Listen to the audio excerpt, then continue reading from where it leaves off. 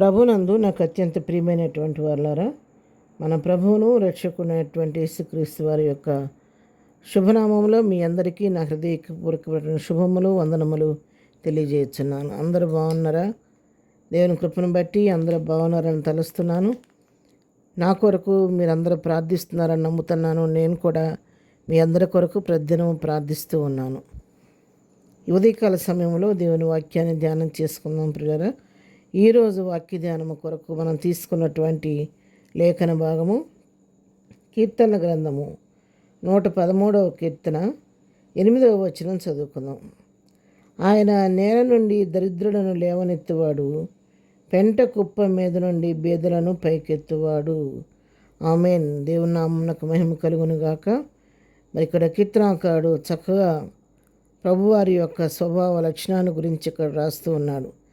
మన దేవుడు, మనం ఆరాధిస్తున్న దేవుడు ఎటువంటి వాడంటే, నేలన పడిపోయి దేని దరిద్ర స్థితిలో ఉన్న వారిని సైతము వారిని గమనించి గుర్తించి తట్టి లేవనెత్తి వారిని పైకి లేవనెత్తే దేవుడు. నేల నుండి నేల మట్టం వరకు వాళ్ళు దిగజారిపోయే పరిస్థితిలో దరిద్రులుగా ఉన్నప్పటికి కూడా అలాంటి వారిని ఆయన కరుణించి వారిని ఆ స్థితి నుంచి లేవనెత్తే దేవుడై ఉన్నాడు. పెంట కుప్పం మీద నుండి బేదలను పైకెత్తువాడు.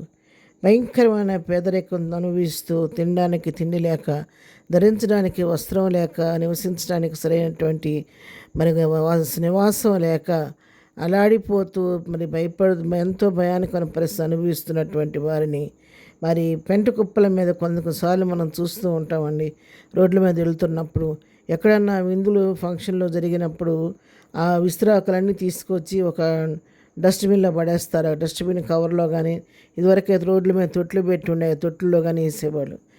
కొన్నిసార్లు మనం వెళ్తూ ఉంటే కొంతమంది చిన్నపిల్లలు, పెద్దవాళ్ళు కూడా కొంతమంది వెళ్ళి ఆ పడేసినటువంటి వెంగులు ఇస్తరాకులను తీసుకొని దానిలో మిగిలిపోయి పడేసిన పదార్థాలు తీసుకొని తిని వాళ్ళ కడుపు నింపుకుంటూ ఉంటారు.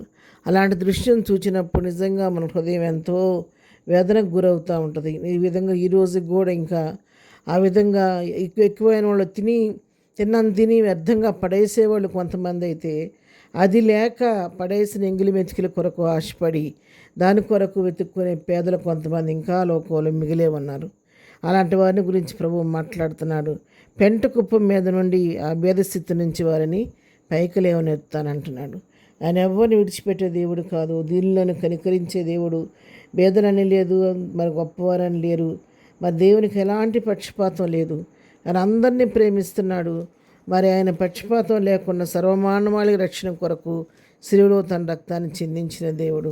ఆయన జాలి కలిగిన దేవుడు, ప్రేమ కలిగిన దేవుడు కాబట్టి ఎవరిని విడిచిపెట్టకుండా అందరి పట్ల కృప చూపించి వారున్న దయనీయమైన పరిస్థితుల నుంచి వారిని పైకి లేవనెత్తటానికి ఆయన ఇప్పుడు కూడా సంసిద్ధుడిగా ఉన్నాడు. 147వ కీర్తన 5వ వచనం కూడా మనం 6వ వచనం చదువుకుంటే, యెహోవా దీనులను లేవనెత్తువాడు, భక్తిహీనులను ఆయన నేలను కూర్చును.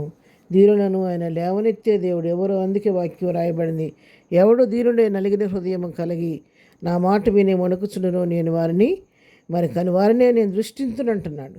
విరిగి నలిగిన హృదయంతో దీనులుగా ఉండి ఎవరైతే ఆయన కృప కొరకు ఎదురు చూస్తారో వారిని దృష్టించి వారికి మేలు చేసే దేవుడై ఉన్నాడు.